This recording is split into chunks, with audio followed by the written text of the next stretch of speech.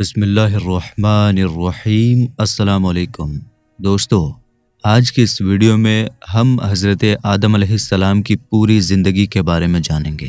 Video بہت ہی دلچسپ ہونے والی ہے، آپ سے ریکویسٹ کرتے ہیں کہ آخر تک ضرور دیکھیے گا۔ تو چلیے بنا کسی دیری کے ہم اپنی ویڈیو میں آگے بڑھتے ہیں۔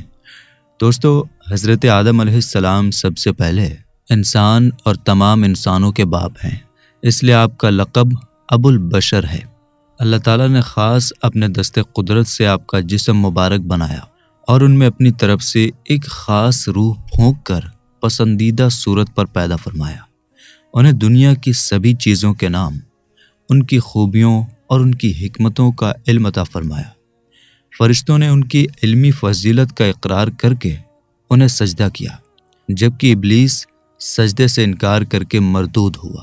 حضرت آدم علیہ السلام کو کئی خوبیوں سے نوازا گیا اور قرآن و حدیث میں آپ کا بہت زیادہ ذکر ملتا ہے۔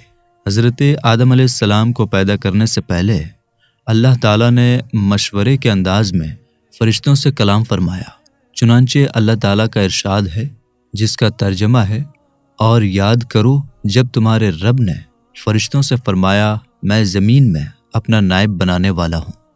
زمین میں خلیفہ بنانے کی خبر سن کر فرشتوں نے اللہ تعالیٰ کی بارگاہ میں عرض کی، جس کا ترجمہ ہے، کیا تو زمین میں اسے نائب بنائے گا جو اس میں فساد پھیلائے گا اور خون بہائے گا؟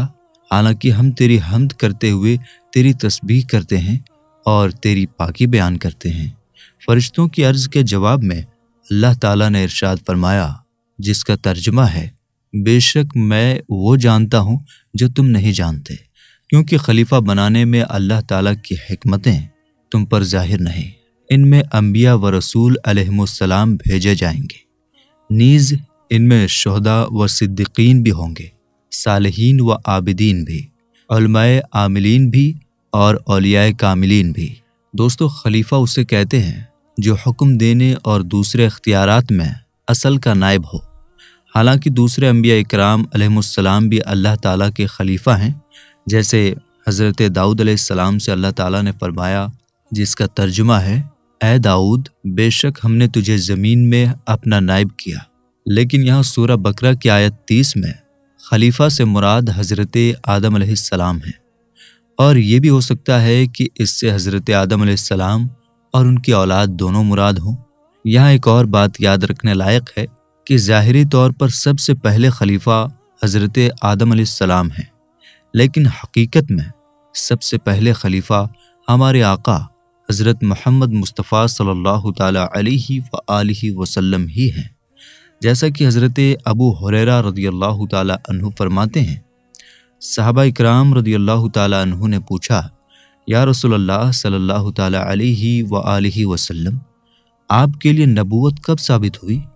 آپ صلی اللہ تعالیٰ علیہ وآلہ وسلم نے فرمایا، میں اس وقت بھی نبی تھا جب حضرت آدم علیہ السلام روح اور جسم کے بیچ تھے۔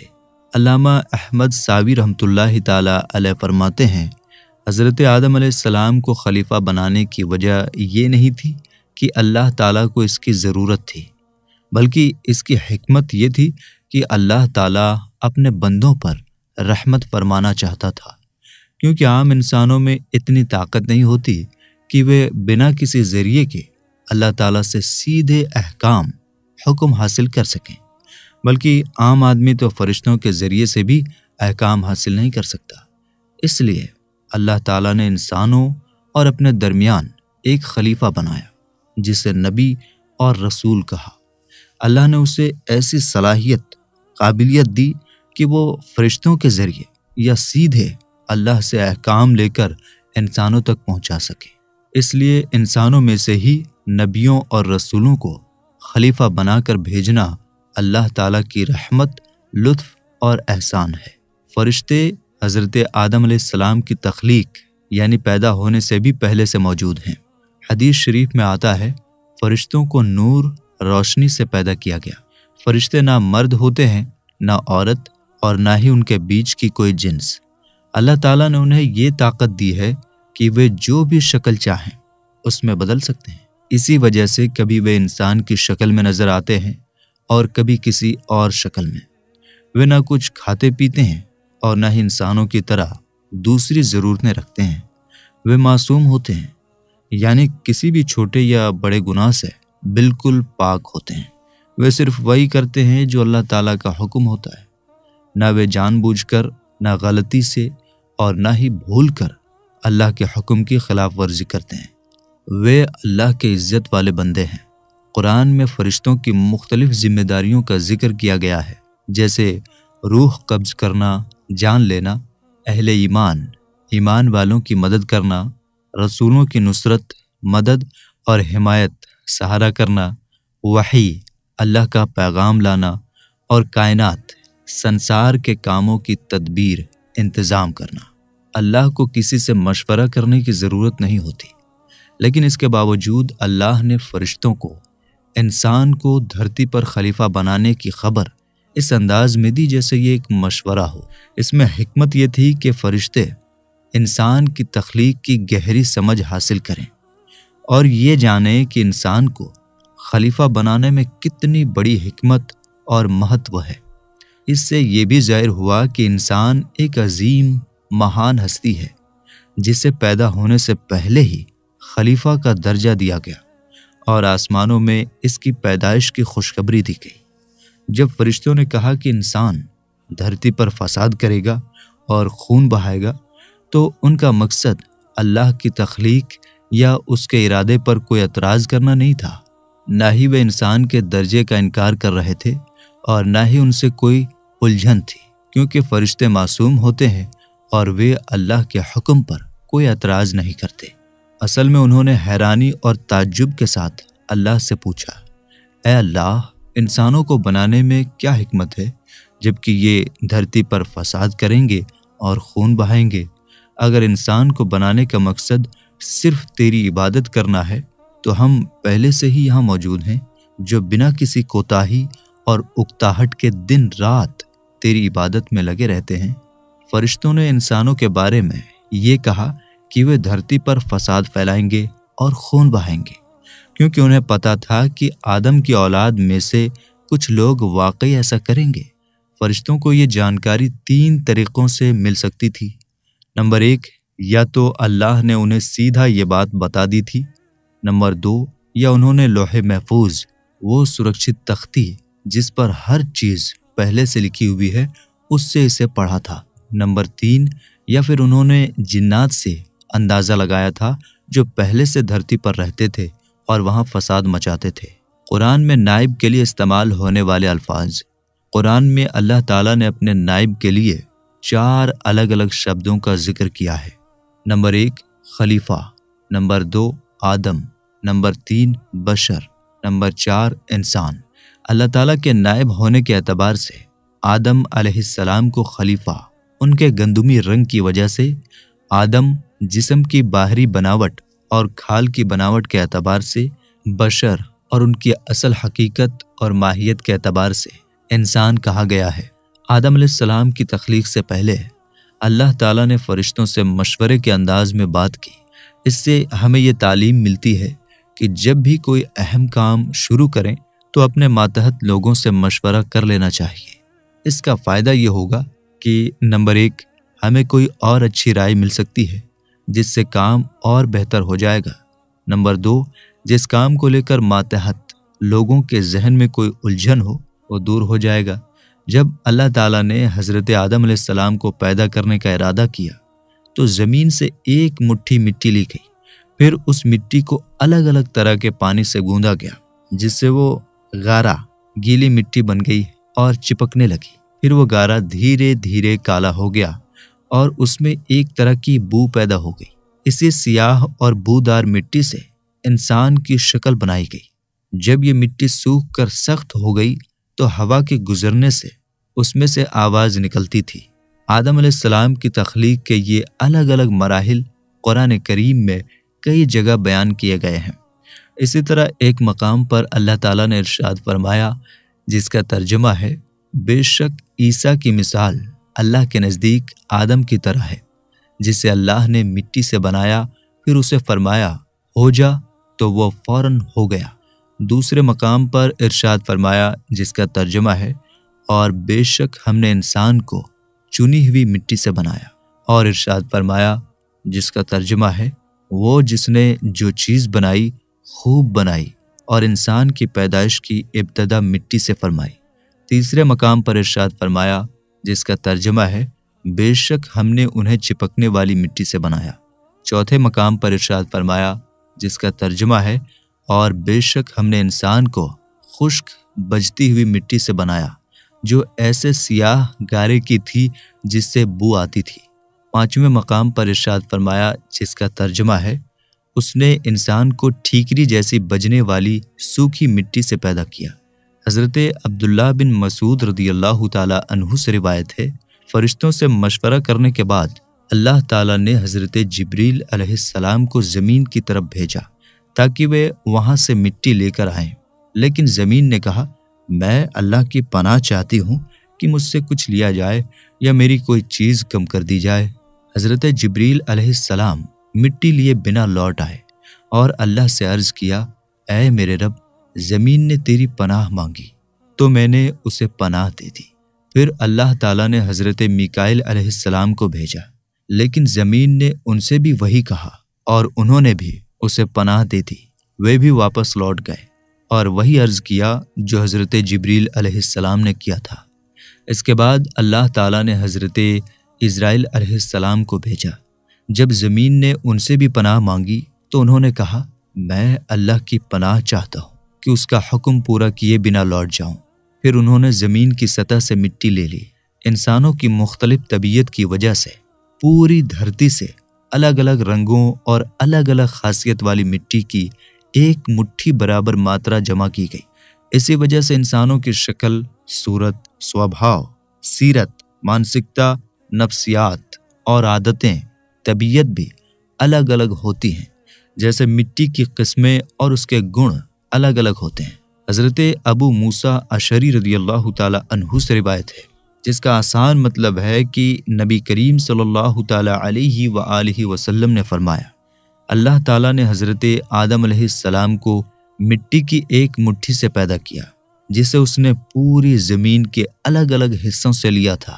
اسی وجہ سے آدم کی اولاد انسان بھی زمین کی مٹی کی طرح الگ الگ سوبھاؤ اور رنگوں کی ہوئی۔ چونکہ مٹی کی قسمیں الگ الگ تھیں، اس لیے انسانوں کی شکلیں اور عادتیں بھی الگ الگ ہوئیں۔ کچھ لوگ سرخ لال رنگت والے، کچھ سفید، کچھ کالے اور کچھ درمیانے یعنی سانولے یا ہلکی سرخی سفیدی والے ہوئے۔ اسی طرح کچھ نرم سوبھاؤ کے، کچھ سخت مزاج کے، کچھ اچھے پاکیزہ اور کچھ برے خبیث ہوئے۔ یقیناً اللہ تعالیٰ اس بات پر قادر تھا کہ وہ حضرت آدم علیہ السلام کو مرحلہ وار پیدا کرنے کی بجائے ایک ہی بار میں بنا دیتا، لیکن اپنی پوری حکمت سے اس نے ایسا نہیں کیا، بلکہ جیسے عالم کبیر یعنی پوری کائنات کو مرحلہ وار دھیرے دھیرے پیدا کیا، ویسے ہی عالم صغیر یعنی انسان کو بھی مرحلہ وار پیدا فرمایا۔ اس سے ہمیں یہ سیکھ ملتی ہے کہ ہمیں بھی اپنے کام اطمینان سے اور مرحلہ وار کرنے چاہیے۔ حضرت آدم علیہ السلام کی مٹی کو مکہ اور طائف کے درمیان مقام نعمان نام کی جگہ پر رکھا گیا۔ پھر جب یہ مٹی مختلف مراحل سے گزرنے کے بعد انسانی صورت اپنانے کے قابل ہو گئی تو اسے جنت میں لے جایا گیا، جہاں حضرت آدم علیہ السلام کی صورت بنائی گئی۔ کچھ روایات میں یہ بھی بتایا گیا ہے کہ حضرت آدم علیہ السلام کی مبارک صورت پہلے زمین پر بنائی گئی اور پھر جنت میں لے جا کر ان میں روح ڈالی گئی۔ اللہ تعالیٰ نے حضرت آدم علیہ السلام کو خاص اپنے دست قدرت سے پیدا فرمایا، جیسا کہ جب ابلیس نے انہیں سجدہ کرنے سے انکار کر دیا تو اللہ تعالیٰ نے اس سے فرمایا، جس کا ترجمہ ہے اے ابلیس، تجھے کس چیز نے روکا کہ تو اسے سجدہ کرے جسے میں نے اپنے ہاتھوں سے بنایا؟ اور اللہ تعالیٰ نے ہی حضرت آدم علیہ السلام کی تخلیق کو مکمل کیا اور اس مبارک جسم میں اپنی ایک خاص اور معجز روح پھونکی، جیسا کہ فرشتوں کو دیے گئے اس حکم سے ظاہر ہوتا ہے، جس کا ترجمہ ہے پھر جب میں اسے ٹھیک بنا لوں اور اس میں اپنی خاص روح پھونکوں تو تم اس کے لیے سجدے میں پڑ جانا۔ حضرت ابو ہریرہ رضی اللہ تعالیٰ عنہ سے روایت ہے کہ رسول کریم صلی اللہ تعالیٰ علیہ وآلہ وسلم نے فرمایا، اللہ تعالیٰ نے حضرت آدم علیہ السلام کو اپنی صورت پر بنایا اور ان کی لمبائی 60 گز رکھی۔ اب اپنی صورت پر بنایا سے کیا مطلب ہے؟ علماء نے بتایا کہ اگر اپنی صورت میں اپنی سے مراد اللہ تعالیٰ ہے تو اس کا مطلب ہے کہ اللہ تعالیٰ نے حضرت آدم علیہ السلام کو اپنی پسند کی شکل میں بنایا، یا پھر اللہ تعالیٰ نے حضرت آدم کو اپنی خاص صفتوں کے ساتھ بنایا، جیسے علم، تصرف، حکم چلانے کی طاقت، سننے دیکھنے کی قابلیت اور قدرت وغیرہ سے نوازا۔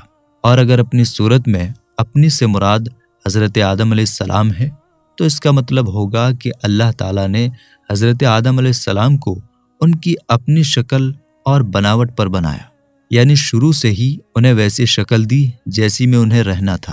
دوسروں کی طرح نہیں کیا کہ پہلے بچے ہوں، پھر جوان، پھر بوڑھے، یا پھر اس کا مطلب ہے کہ اللہ تعالیٰ نے حضرت آدم علیہ السلام کو ان کی خاص صفتوں کے ساتھ بنایا، یعنی وہ شروع سے ہی علم والے، سمجھدار، ہدایت پائے ہوئے اور نیک تھے۔ یہاں گز سے مراد شرعی گز ہے، یعنی 1 ہاتھ لگ بھگ 1.5 فٹ۔ تو حضرت آدم علیہ السلام کی لمبائی 60 ہاتھ یعنی 90 فٹ تھی۔ وہ شروع سے ہی اتنے لمبے پیدا ہوئے، باقی انسانوں کی طرح نہیں کہ پہلے چھوٹے ہوں پھر بڑھیں، کیونکہ ان کی پیدائش ماں باپ سے نہیں تھی، اس لیے چھوٹا پیدا کرنے کی ضرورت ہی نہیں تھی۔ ویسے تو اتنا لمبا قد عجیب اور ناممکن لگتا ہے، لیکن اللہ تعالیٰ کی قدرت کو دیکھیں تو نہ یہ عجیب ہے نہ ناممکن۔ اللہ تعالیٰ ایسی لمبی قامت والا انسان بنانے پر خوب قادر ہے۔ اوپر بتائی گئی حدیث پاک کے آخر میں ہے، جو بھی جنت میں جائے گا وہ حضرت آدم علیہ السلام کی صورت پر ہوگا اور ان کا قد 60 گز ہوگا۔ پھر حضرت آدم علیہ السلام کے بعد اب تک مخلوق قد و قامت میں کم ہوتی رہی۔ حضرت انس رضی اللہ تعالی عنہ سے روایت ہے کہ حضور پرنور صلی اللہ تعالی علیہ وآلہ وسلم نے ارشاد فرمایا، جب اللہ تعالیٰ نے حضرت آدم علیہ السلام کی جنت میں صورت بنائی تو جب تک اسی حالت میں رکھنا چاہا تو انہیں چھوڑے رکھا۔ ابلیس ان کے آس پاس گردش کرنے لگا، وہ دیکھتا تھا کہ یہ کیا چیز ہے، تو جب اس نے انہیں خالی پیٹ دیکھا تو سمجھ گیا کہ یہ ایسی مخلوق پیدا کی گئی ہے جو اپنے اوپر قابو نہ رکھے گی۔ اپنے اوپر قابو نہ رکھنے سے ابلیس کی مراد یہ تھی کہ یہ مخلوق شہوت اور غصے کے وقت اپنے نفس پر قابو نہ رکھے گی اور شیطانی وسوسے آسانی سے دور نہ کر سکے گی۔ ابلیس نے یہ اندازہ کیسے لگایا؟ یہاں ایک سوال پیدا ہوتا ہے کہ ابلیس کو کیسے پتہ چلا کہ انسان اپنے نفس پر قابو نہیں رکھ سکے گا؟ اس کا جواب یہ ہے کہ ابلیس بہت بڑا عالم تھا، اس لیے وہ تخلیق کی حکمتوں اور سبب و مسبب میں ارتباط کا علم رکھتا تھا۔ جب ابلیس نے حضرت آدم علیہ السلام کے جسم میں پیٹ کی خالی جگہ دیکھی جسے بھرا جا سکتا تھا تو اس نے سمجھ لیا کہ انسان کو بھوک لگے گی اور وہ کھانا کھانے پر مجبور ہوگا۔ پھر اس نے یہ بھی دیکھا کہ انسان کی رگوں میں خون دوڑتا ہے جس سے بھوک اور نفس کی خواہشیں، اچھائیں پیدا ہوتی ہیں۔ ابلیس نے یہ بھی سمجھ لیا کہ بھوک لگے گی تو انسان کو کھانے کا صبر نہیں ہوگا۔ غصے اور شہوت، اچھاؤں کے سمے انسان کو اپنے نفس پر قابو پانا مشکل ہوگا۔ شیطانی وسوسے، برے خیال انسان کے دل میں آ سکتے ہیں اور انہیں دور کرنا آسان نہیں ہوگا۔ اسی وجہ سے ابلیس نے اندازہ لگایا کہ یہ مخلوق انسان اپنے نفس پر پوری طرح قابو نہیں رکھ پائے گی۔ تو میرے دوستو، ہم یہ امید کرتے ہیں کہ آج کی یہ ویڈیو آپ کو بے حد پسند آئی ہوگی۔ حضرت آدم علیہ السلام کی پوری زندگی کا یہ پہلا پارٹ ہے، اس کے بعد بھی کچھ اور پارٹ آنے والے ہیں۔ آپ سے ریکویسٹ کرتے ہیں کہ ویڈیو کو پورا ضرور دیکھیے، آپ کو وہ جانکاری ملے گی جو شاید اس سے پہلے آپ نہ جانتے ہوں۔ تو ملیں گے انشاءاللہ تعالی پھر ایک نئی ویڈیو کے ساتھ۔ السلام علیکم، اللہ حافظ۔